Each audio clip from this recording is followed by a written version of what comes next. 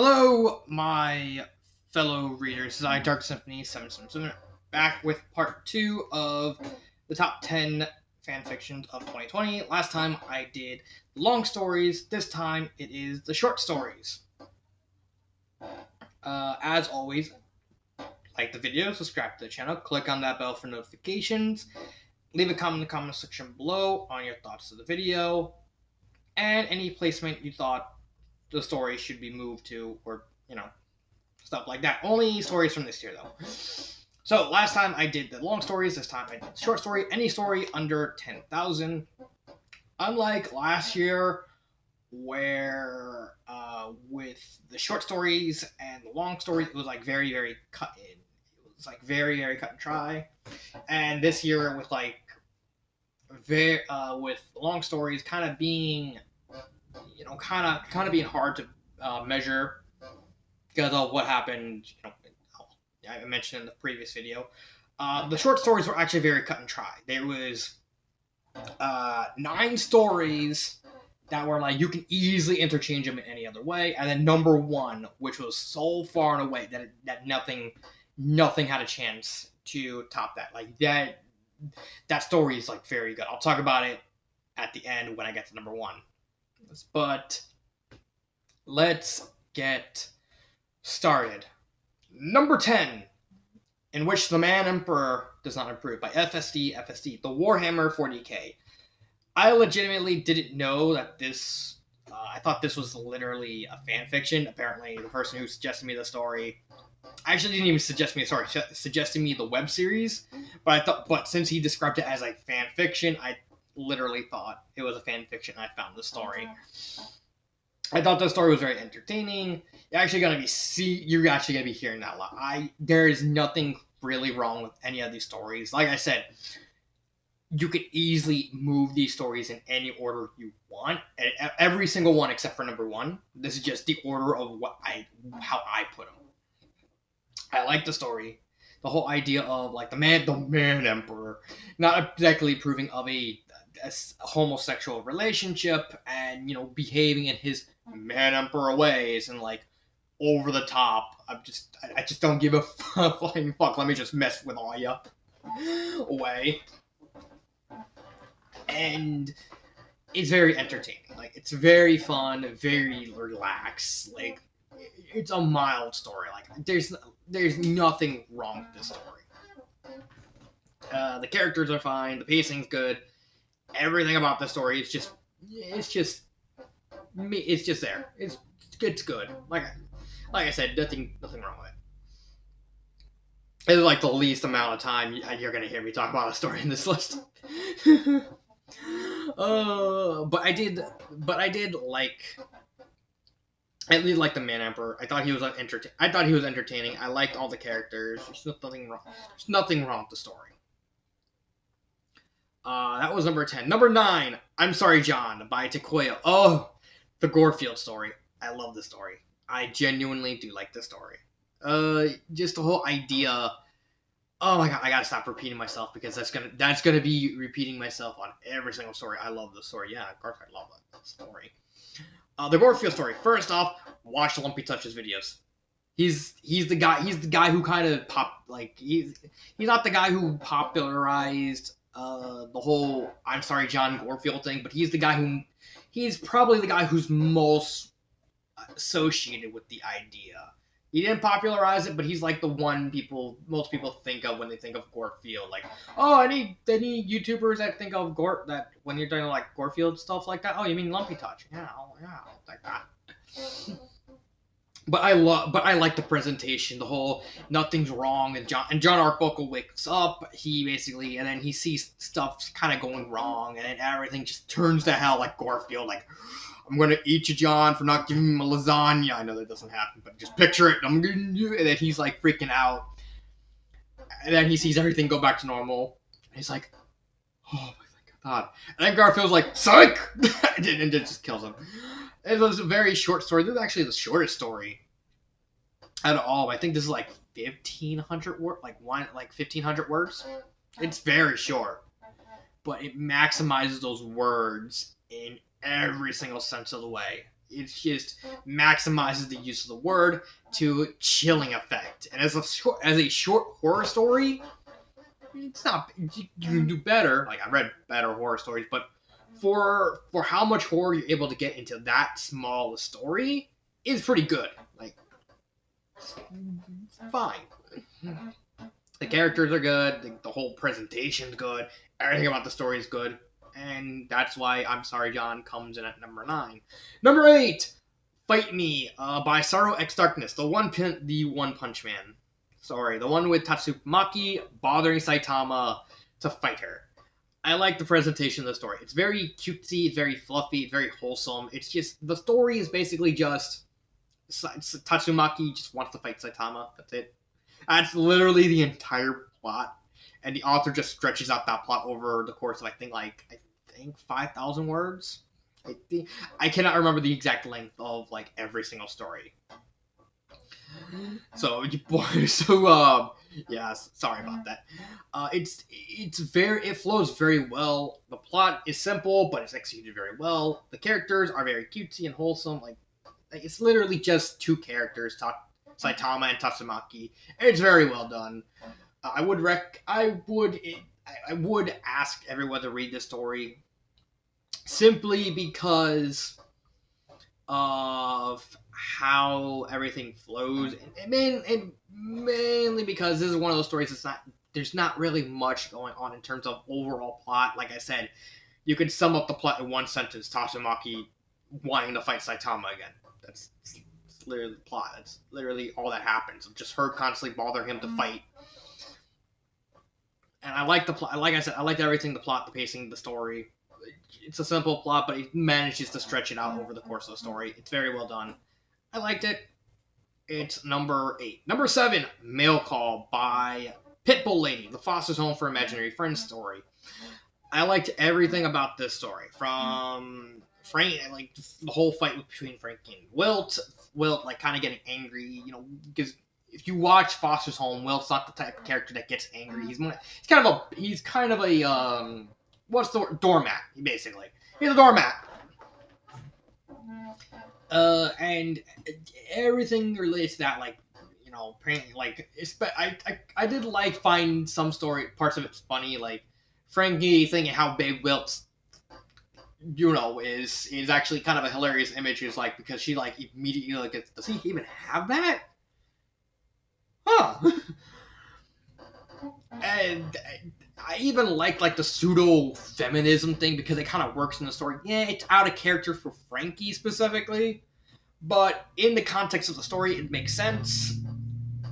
The whole shenanigans with Blue is really well done. Honestly, this is the longest story of this.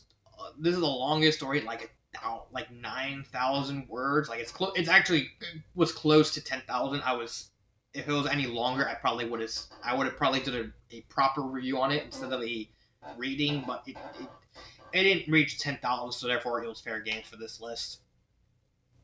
I did everything. Everything kind of flowed slowly. Like I said, it was kind of a slow burn, like the subtle implication of Wilt and Frankie liking each other, but not forcing the issue. Like they don't really go on a date, but it's more just a very subtle thing. Like maybe they can try, and the implication that maybe they should at least patch things up and try and work towards dating each other. Everything was very well done. Like I said, I know a lot of people won't like the whole political thing. I think it worked very well with the whole feminism thing. I know that's very controversial, very topical, but it worked. But if it works in the situation, it works in the situation. And that is A Mail Call by Pitbull Lady. Number 6, Fight Me Again by Sorrow X Darkness. Back to Tatsumaki and Saitama. I like this one better than the original, simply because the whole dynamic with King adds a new dimension and a new wrinkle to it, because especially Tatsumaki's insane troll logic to the whole classical X beat Y, but if Z beats X, Z is better than X. Oh wait, I messed it up. X beats Y, if Z beats Y, then Z is better than X. That whole insane logic of King intimidating her is Tatsumaki's like, this is a man determined to win. I will beat him. And then it gets quickly proved that Tatsumaki doesn't know jack shit about fighting games. I just love that little humor in the fact it's like she's pumping herself. It's like, I'm the best video game. Doesn't know anything about video games at all. And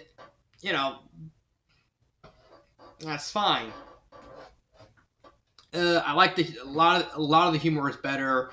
Just like in the first one, the plot is very simple. It's just Tatsumaki wants to challenge Saitama because last time, the previous story, she couldn't, she wasn't able to do it. She sees Saitama and King hanging out. Tatsumaki wants to challenge King, so therefore, if she beats King, therefore she's technically better than Saitama. But it's like, but as the story gets on, like King and Saitama are actually teaching her how to play, and it's like it's very cutesy, very wholesome. It's slightly romantic of like Tatsumaki kind of falling for Saitama in that way. I thought it was very well done. Very, very cutesy. And that is Fight Me Again. Number 6, my bad. Number 5. Oh boy. This story. Battle between Titans, Giant Dad versus the Wall. By Hunter63. Oh, the Dark Soul story. The absolutely mimetic Dark Soul story. This story was honest. It's only up here as high as it is because of how hilarious it is. This story is probably one of the funniest stories I've ever read. I shit you not. First up, let's talk about the story. It basically takes place in Anne Orlando. It starts as random ass Hunter, the chosen one, the player character, wandering around, and then Giant Dad shows the fuck up of nowhere, so I'm gonna kill you. And she's like, I'm gonna run, and then she runs into the wall, and then the wall's gonna kill her, but then the wall notices Giant Dad, and they both go, there can only be one. And just having a actually pretty well written fight scene between the giant and the wall, because literally half the story is just them fighting. And between like little winks and nods to the fandom, like the author purposely misspelling casual as said in the Giant Dad video. Like, I would honestly go watch The Wall and Giant Dad. I actually prefer The Wall over Giant Dad because The Wall is just more funny. But just having the overarching, like, all the little winks and nods to the fandom, like the giant, like, constantly ruining is like, the legend never dies, and then just swing, and then getting tired and like, swinging the Zweihander. It was so hilarious, and the ending of like the Giant Dad beating the wall and then going to find the Hunter, and he's like, and then the Giant Dad's like looking down, it's like. And the Hunter is like, just pissing herself, like, and then the Giant's like, want some weed? That was legitimately hilarious. I loved everything about that story. It is completely riotous. Like I said, the only reason it's this high is because it was just so funny. Go read the story if you want to laugh. Or if you're interested in Dark Souls memes. Like, it's oh, this story is just so ridiculous. It comes in at number 5. Number 4, Hostage by Sailor X Girl, Steven Universe story. So the plot of the story is basically Garnet, the cop. She's not a gem. She's just a cop. She comes home. She notices Rose Quartz, who is this psychopath, literal psychopath, who wants Steven back. Basically holds all of Garnet and Pearl's family, because Garnet and Pearl are actually in a relationship in the story, hostage, and Garnet has to try and figure out how to like get them away from her and everything. So I like the fact the story takes exclusively from Garnet's point of view. If it switched point of views to other characters in the same situation, the story would not even be on this list. It really would not have. Keeping it solely focused on Garnet had a great focusing idea of just having her react to everything. All the kids from Steven, Amethyst, Jasper, Pearl, not Pearl. Jasp, Biz. I think Bismuth was in there. Peridot, Lapis, all of them, and her kind of trying to calm them down while she's dealing with the mobsters and Rose, and then the story ending with Rose and Garnet fighting over the handgun to see who can kill two, and then I think it was I can't remember what specific family. I think it was said Garnet's mother Ruby being the one to kill Rose at the end, and everything about the story was very well done. It was very tense. It had a air about it, like something you don't know what's gonna happen next. That whole idea, suspense and anticipation for for when Rose is gonna snap. Like once you meet Rose, you meet the end game. Like with her over the course of the story, her mentality kind of deteriorating. It's like she's gonna snap. It's just a matter of when. And that honestly gives a lot of suspense to the story, and a lot of weight to how Garnet is, and in like helping Pearl out because she's like beaten up and like I think she had a broken arm and stuff like that. It was very well done, and honestly, I couldn't. I just think 3, 2, and especially 1 was just slightly better. So that is Hostage, number 4. Number 3, Blank Sheet by the Psychopath, My Little Pony. This is such a okay. I'm gonna be real.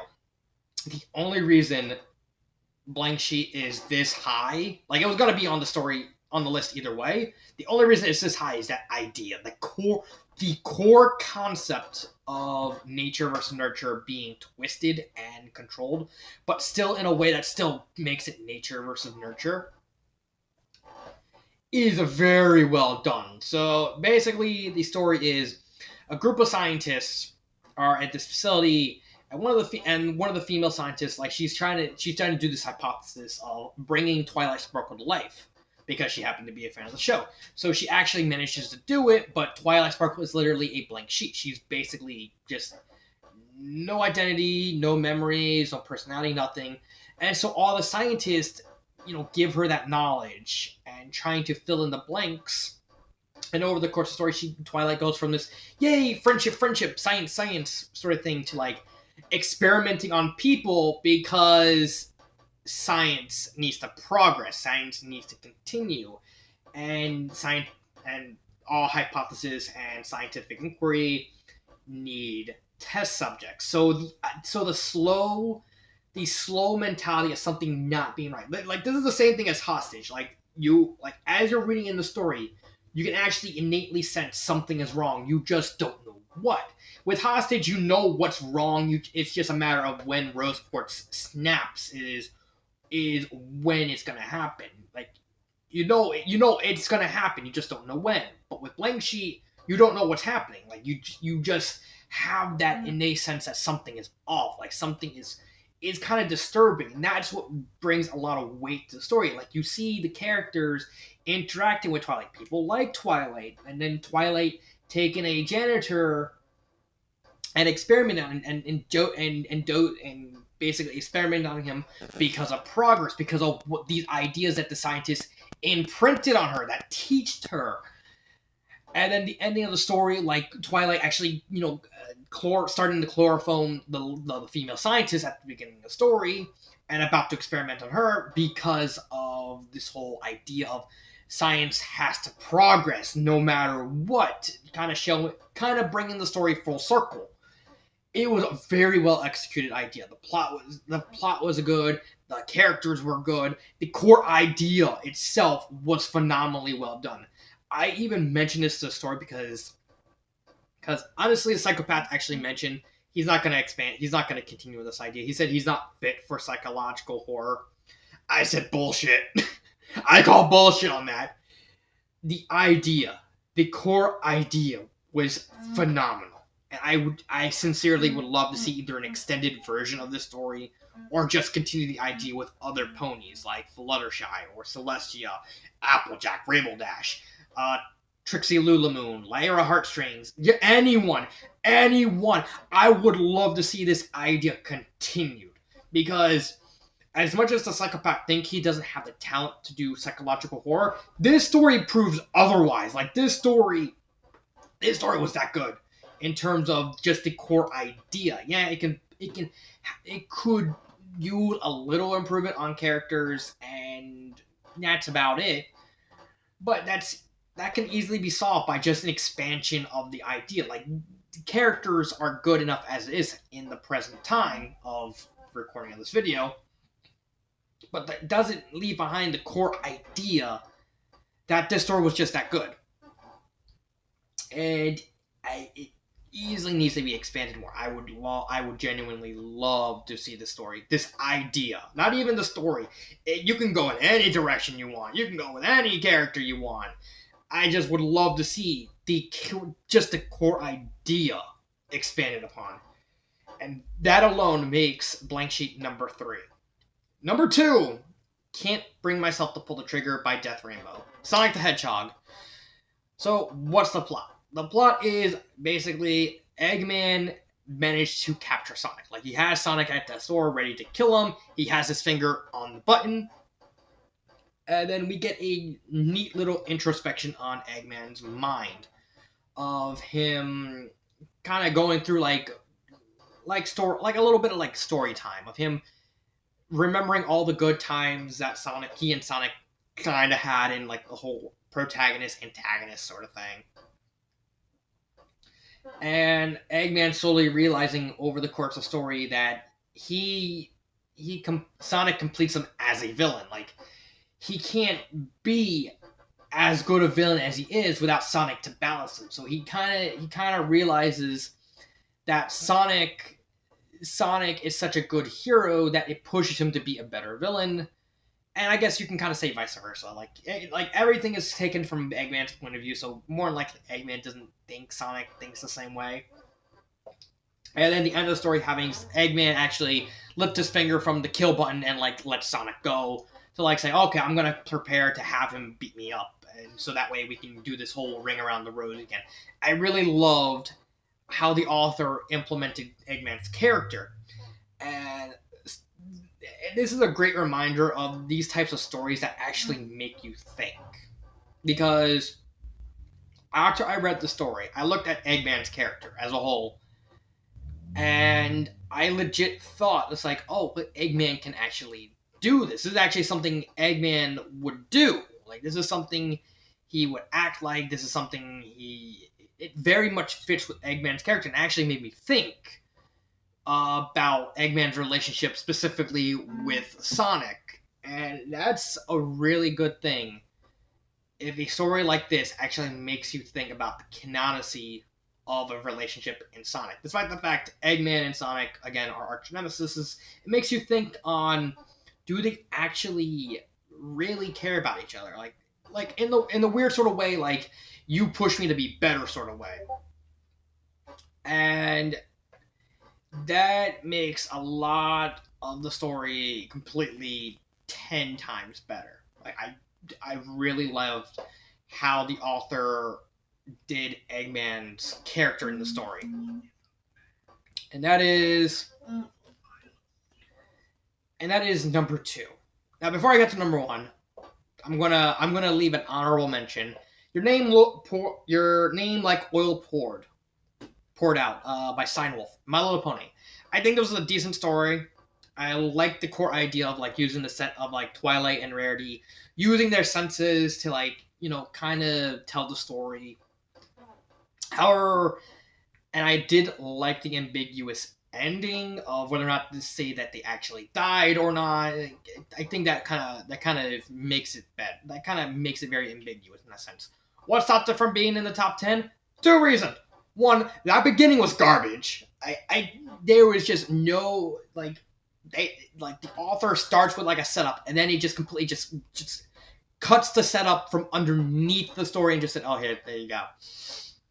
It completely undermines what the story is trying to do at the beginning, and it's bad. It's just bad. And then the second part, the whole Rarity is trans thing. I don't care if you, I don't care about the whole trans right things or whatever you want to say. I just care about is the whole situation and the character good. In this situation, in this specific story, Rarity coming out as trans did not work. It fell flat in my eyes. It just completely. It just there did first off there didn't need to be a reason for Rarity to come out as trans. Like I get the whole point, and I get if you read the whole story in context, it kind of makes sense of like, oh, I'm trying to cheer up Twilight and make her feel good about herself. But it's still, but the whole, oh, I came out as trans, like, oh, I'm actually trans sort of thing, still came out flat. Like, I've read stories where the whole Rarity is trans thing. I've seen those stories written better. This did not, it did not work in this scenario. It did not need to be there. If the beginning was a little better, and if you really wanted to do the whole Rarity as trans thing, it did not need to be handled. It was just the handling was so bungled with that, and it ruined like that for completely the first half of the story. Everything after that was fine. Everything after that was great. But though that beginning and that whole Rarity coming out as trans really left a sour taste in my mouth, and how they were executed. It was bad. But now that I got the honorable mention out of the way, number one, the story that legitimately broke the rating scale. Like you know how when every time I do a reading, I label it like a level of 1 to 5 and like intermediaries in between like 0.5 and stuff like that. Now this story broke the fucking rating scale. They call her Ruby Gloom. They call her Ruby by 20. I already state his name. The annoying orange lag 22. This story fucking broke the rating scale. I said every story from 10 to 2, all the other stories you can easily interchange them in any order. Like I wouldn't be surprised if you do. Like I wouldn't. But Ruby Gloom, but they call her Ruby, was such a phenomenal story that nothing had any competition against it. It was that good. This is the first short story I actually would put it as Better Off Alone tier, and Better Off Alone tier is like home to like, in my opinion, the best fan fictions. This is the first short story that I can safely say is Better Off Alone tier. That is high praise for this story. That is magnificently high praise for this story. It's that good. So what's the plot? So the plot is told in a very, very unique sort of way. It's basically told in the way of a Celtic or Gaelic storyteller, like a story. Like it has a very, very Celtically tone to it. Like it's written like an old school mythology tale. And I think that made it immediately stand out in my mind, and simply how it was written. But back to the plot. So basically, the plot stars this random schmo. Like I said, I can't remember every single detail about every single story. I can't remember his name. And he's in this town where lots of bad stuff happens. And then one day, Ruby Gloom just shows up and creeps everyone out. And everyone is afraid of like really communicating with her. Like she still does her shopping and stuff like that because the town is desperate. But nobody actually communicates with her. So he's like, I'm gonna communicate with her, just talk to her. And the story goes from there. Like everyone kind of like keeping their distance, trying to figure out who is she exactly, like what's weird about her, and everything is kind of like this weird, it's very creepy kind of weird scenario where like nobody can really trust what they see or what they say in relation to her. And then the guy goes to her house. It's like turns out it's a normal girl, but it kind of confirms that she's actually very, very creepy. Like at the end of the story, this moment is seared in my mind, where she reveals that literally a gigantic murder of crows was watching him the entire time. Like, and I don't mean watching like a normal way, like they're just like like normally watching, like intently staring him with both eyes down the base at him, and it's just a gigantic murder of crows. It was actually a really cool image when I actually got to that part, and I imagined it, and like Ruby Gloom is like in the middle of it, just staring along with them. That is just a phenomenal moment. The pacing kind of ties into the whole storybook-esque writing of it. Like I said, it reads very much like a storyteller, like a very old school Celtic story, like a Celtic mythology. It's very, very unique and stands out immediately. The characters, I think this is like 5 or 6,000 words, but we had fully fledged character arcs, we had fully fledged characters, Ruby Gloom, this whole unique world to explore in such a short amount of time. And everything was just phenomenally well done. It was just a masterpiece, in my opinion, on how well crafted this story was, from the storytelling to the characters to the pacing to the plot to the general world. Like, and honestly, when he told me this about to read the story, and I didn't even know what Ruby Gloom was. I did not know. I never even heard of it. Like, at least with Daria, I kind of at least heard of it, but I never even heard of Ruby. Like, I never even heard anyone mention Ruby Gloom. Now, when I looked it up and I found out it's like stationary related stuff, I'm like, what is this? Oh, it was a cartoon based off stationery. That is just very weird and very queer. And I use the word queer in like the old school type of way. And then I read this story and I'm like completely blown away by everything this story had to offer. And that was just balls to the wall. This story deserved to be number one. I don't care. I don't care what order you put this in. You were not going to move. You were not going to budge this story from number one. There was like no chance. It was basically, they call her Ruby, and then everything was competing for the silver. There was nothing that came close to the story. I would just like with Blank Sheet, I really would love to see this world explored. I would love to see this idea expanded upon to like as much as the author can do. This story was just so that damn good that I would safely put this story next to Better Off Alone.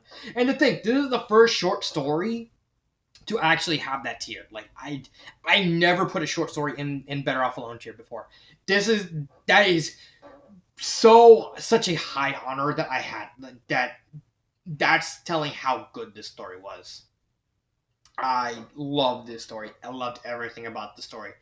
The characters, the pacing, the storytelling, everything about this story. So that is the top 10 short fan fictions. I have to give full credit to Annoying Orange Laugh 22 for making such an amazing story. A story that immediately stood out to me. Oh my god, I'm actually tempted to read it again. I actually want to read this story. I want to read this story. I want to read not Blank Sheet. This story, Can't Bring Myself to Pull the Trigger, and Battle Between Giant Dad and versus the Wall. I want to read this story again.